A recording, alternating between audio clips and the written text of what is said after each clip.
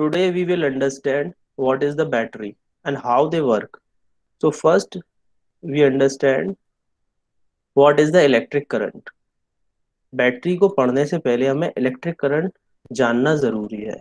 तो what is the meaning of electric current? Electric current क्या है, कैसे काम करता है? इलेक्ट्रिक करंट नेगेटिव चार्ज का फ्लो है, यानी कि it is the flow of electrons. Electrons एक जगह से दूसरी जगह फ्लो हो रहे हैं, उसको हम क्या बोल रहे हैं? Electric current.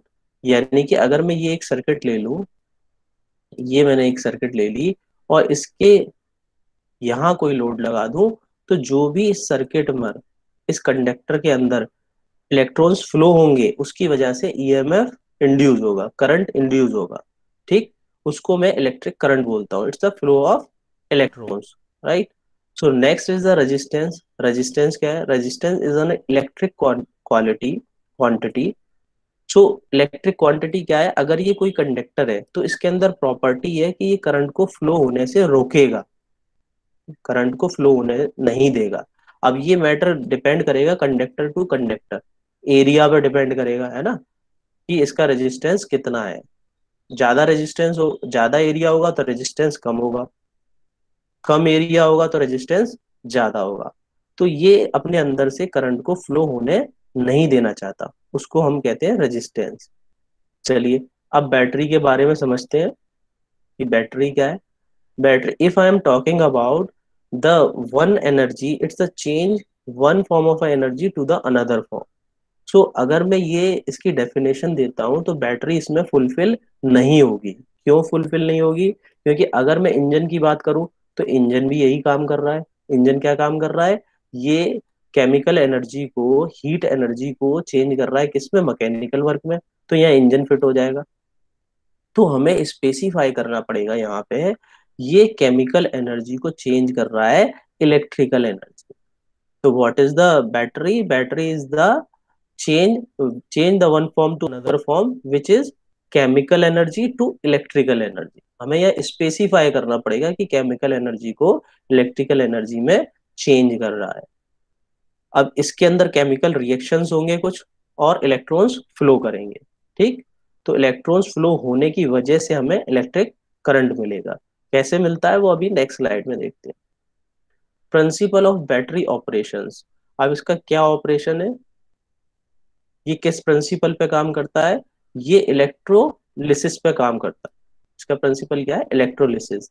इलेक्ट्रोलिसिस यानी कि सल्फ्यूरिक एसिड मैंने मिला लिया, वाटर मिला लिया, है ना, एक कंटेनर में मैंने इलेक्ट्रोलाइट बना लिया। इलेक्ट्रोलाइट कैसे बनेगा कि H2SO4 और वाटर, डिस्टिल्ड वाटर मैंने इसमें मिला लिया। कुछ बुक्स में ये 1:7 दिया होता है, कुछ बुक्स में 3:7 दे रखा है। तो अगर आपको एग्जैक्ट इसका सॉल्यूशन कंफर्म करना है तो आप इसकी स्पेसिफिक ग्रेविटी चेक करेंगे। स्पेसिफिक ग्रेविटी हाइड्रोमीटर से चेक करते हैं, वो हम सीखेंगे नेक्स्ट स्लाइड्स में।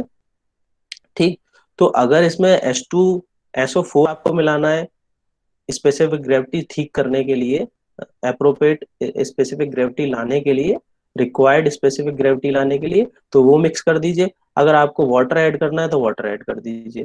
तो आपका ये परफेक्ट सॉल्यूशन स्पेसिफिक ग्रेविटी के हिसाब से आ जाएगा।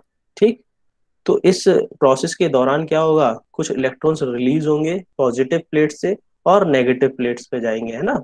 इन आयंस को ही हम क्या कह रहे हैं? कैरियर। ये क्या करेंगे? ये आयन ही तो कैरियर है, किसका? इलेक्ट्रिक चार्ज का, जो एक जगह से दूसरी जगह लेके जा रहे हैं इलेक्ट्रॉन्स को। अब ये हम समझते हैं इसके थ्रू ये क्या है। देखिए, हमेशा आपको याद रखना है कि इलेक्ट्रॉन्स का डायरेक्शन नेगेटिव से पॉजिटिव रहेगा। हमेशा आपको याद रखना है। कैसे? ये मैंने दो प्लेट्स ले ली, ये पॉजिटिव है, ये नेगेटिव है। ठीक, अब इसके बाहर मैंने यहाँ एक्सटर्नल सर्किट में एक कोई भी इलेक्ट्रिकल लोड लगा दिया, कोई रेजिस्टेंस लगा दिया, कोई बल्ब लगा दिया ऐसे। तो क्या होगा? इलेक्ट्रॉन्स यहाँ से फ्लो करेंगे, यहाँ नेगेटिव पे जाएंगे और इस पाथ को फॉलो करेंगे, है ना। ये कंडक्टर है, मेटेलिक पार्ट है, तो यहाँ से करंट फ्लो होगा, इलेक्ट्रॉन्स वापस आएंगे यहाँ पॉजिटिव पे। तो ये प्रोसेस चलता रहेगा। इलेक्ट्रॉन्स को फ्लो होने के लिए एक प्रॉपर पाथ चाहिए। आप केवल एक ऐसे करके एक कंडक्टर से आप करंट फ्लो नहीं करा सकते, आपको प्रॉपर इसको पाथ देना पड़ेगा, नेगेटिव टू पॉजिटिव, यानी कि इलेक्ट्रॉन्स नेगेटिव से निकलेंगे और पॉजिटिव में जाएंगे। तो ये अगर आपसे कोई पूछ लेता है कि इलेक्ट्रॉन्स का डायरेक्शन क्या रहता है, तो आपको हमेशा बताना है नेगेटिव से पॉजिटिव। ठीक।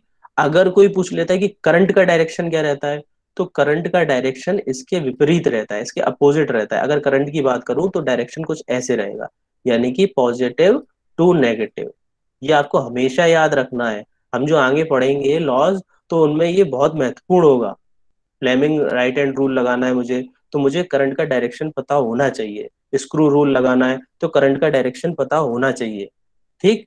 तो आपको ये हमेशा याद रखना है कि इलेक्ट्रॉन्स नेगेटिव से पॉजिटिव फ्लो करेंगे, जबकि करंट पॉजिटिव से नेगेटिव फ्लो करेगा।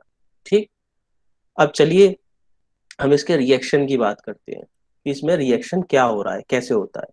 तो ये बैटरी रिएक्शन मैंने दिखाया हुआ है। जैसे कि ये चार्ज बैटरी है और ये डिस्चार्ज हो रही है, तो इसका रिएक्शंस क्या रहेगा। यानी कि पॉजिटिव प्लेट पे हम क्या लगाते हैं, लेड पर ऑक्साइड। लेड पर ऑक्साइड हम पेस्ट कर देते हैं, जो PbO2 होती है। ठीक। ये सल्फ्यूरिक एसिड है जो इलेक्ट्रोलाइट में है। ये पीबी है, स्पॉन्जी लेड, जो नेगेटिव प्लेट पे है। हमने नेगेटिव प्लेट पे स्पॉन्जी लेड को पेस्ट कर दिया है। ठीक। अब जैसे ही हमने ये कोई एक्सटर्नल सर्किट से कोई आउटर लोड लगाया, कोई इस पे इलेक्ट्रिकल इक्विपमेंट लगाया, कोई बल्ब लगाया, कोई भी लोड इस पे दिया, हमने रेजिस्टेंस दिया, तो ये क्या करता है, ये पीबी इससे रिएक्ट करेगा। तो क्या बनाएगा, लेड सल्फेट, PbSO4, है ना। अब ये पीबी स्पॉन्जी लेड, ये इससे रिएक्ट करेगा वापस SO4 से, क्योंकि हमारे पास दो SO4 है यहाँ पे, है ना। तो देखो ये फिर क्या बना रहा है, लेड सल्फेट। लेड सल्फेट बन रहा है। अब हमारे पास 2H2 और O2 बचे हैं, तो वो मैंने यहाँ ले लिए। 2H2O, ये क्या बना रहा है, डिस्टिल्ड वाटर, है ना। इलेक्ट्रोलाइट जब हमने बनाया था, तो उसमें सल्फ्यूरिक एसिड है और ये वाटर है, H2SO4 है और H2O है। तो कुछ ऐसे रिएक्शन रहेगा। ठीक। तो ये चार्जिंग से डिस्चार्ज हो रही है। अब बैटरी हमारी डिस्चार्ज हो गई, अब हमें दोबारा चार्ज करनी है। तो चार्जिंग के दौरान क्या होगा, ये ये पीबी जो है, ये O2 ले लेगा, ये पीबी O2 ले लेगा, यहाँ पे कुछ ये क्रिएट कर देगा, लेड पर ऑक्साइड, है ना। और ये यहाँ पे जो SO है, ये SO, ये SO4, ये कहाँ पहुंच जाएगा, इस H2 के साथ, इस हाइड्रोजन के साथ। तो ये 2H2SO4 वापस सल्फ्यूरिक एसिड में चेंज हो जाएगा, H2SO4 में चेंज हो जाएगा, है ना। तो कुछ डिस्चार्ज के दौरान वापस हमें ये रिएक्शन मिल जाएगा। तो चार्जिंग से डिस्चार्ज करेंगे, ये रिएक्शन मिलेगा, ये हमें मिलेगा। और जब हम दोबारा चार्ज करेंगे, डिस्चार्ज से चार्ज करेंगे, तो वापस हमें ये मिल जाएगा। ठीक है। यानी कि डिस्चार्जिंग के दौरान इलेक्ट्रोलाइट की स्पेसिफिक ग्रेविटी घटेगी, और चार्जिंग के दौरान चार्ज होने के बाद बैटरी का इलेक्ट्रोलाइट की स्पेसिफिक ग्रेविटी बढ़ जाएगी। ठीक है। तो ये हम समझेंगे आगे। अब हम बड़ी इजीली समझ सकते हैं बैटरी का कंस्ट्रक्शन, है ना। अब हमें पता है कि पॉजिटिव प्लेट कहाँ है, नेगेटिव प्लेट कहाँ है, उसका क्या वर्क है, इलेक्ट्रॉन्स कैसे फ्लो हो रहे हैं। तो अब हम इसके कंस्ट्रक्शन को इजीली समझ सकते हैं। इसलिए हमने एक ब्रीफ आपको वर्किंग बता दी कि बैटरी कैसे काम करती है, हाउ द इलेक्ट्रॉन्स फ्लो। तो अब हम इसे इजीली समझ सकते हैं। इसके मेन कंपोनेंट की अगर मैं बात करूं, तो ये देखिए, ये बैटरी टर्मिनल है ना, नेगेटिव बैटरी टर्मिनल है। ये आपका पॉजिटिव बैटरी टर्मिनल है, ये वाला, है ना। 6 वोल्ट बैटरी है ये कनेक्टर है ना। एक सेल को दूसरे सेल से हम कनेक्ट करते हैं, ये कनेक्टर है। ठीक। ये वेंट प्लग है, इनमें होल रहेगा वाटर स्किप होने के लिए। ठीक। जब हम इलेक्ट्रोलाइट में वाटर है, जैसा कि हमें पता है, अगर ये चार्जिंग से डिस्चार्ज हो रहा है और डिस्चार्ज से चार्ज हो रहा है, तो कुछ वाटर वेपर फॉर्म में स्केप हो जाता है इन वेंट प्लग से, इन वेंट होल से।